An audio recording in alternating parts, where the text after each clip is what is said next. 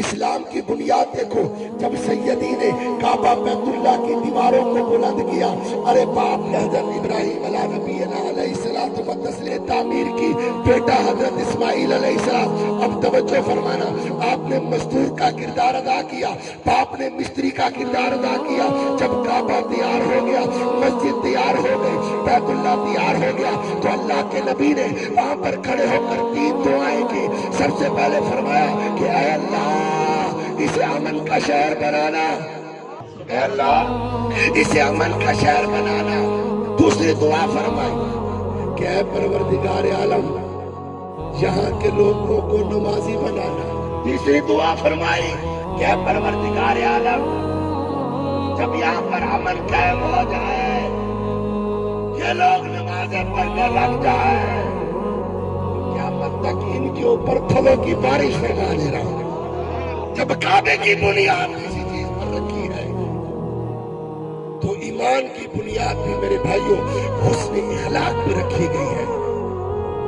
یہ جو درخت ہوتا ہے اس کا پھل سے پتہ چلتا ہے، درخت کا پھل سے پتہ چلتا ہے، اور انسان کا زبان سے پتہ چلتا ہے۔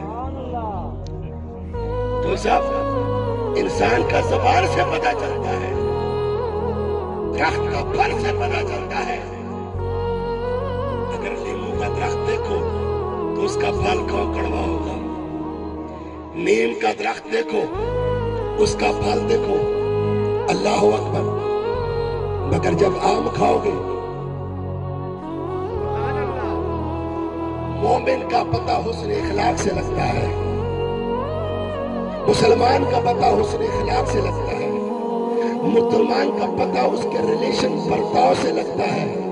اس کے مومن کی ڈیفینیشن بھی یہ ہے کہ مومن اسے کہتے ہیں کہ جس کے ہاتھ سے، جس کی زبان سے، جس کی آنکھ سے، جس کے ہاتھ سے اگر دوسرا مومن بھائی سلامت رہا تو وہ مومن کہلاتا ہے، ورنہ مومن کے اپوزٹ چلا جاتا ہے۔ اور رب کعبہ کی قسم کھا کے کہتا ہوں ابھی مومن قبر میں نہیں جاتا، محمد کا دیدار پہلے پا جاتا ہے۔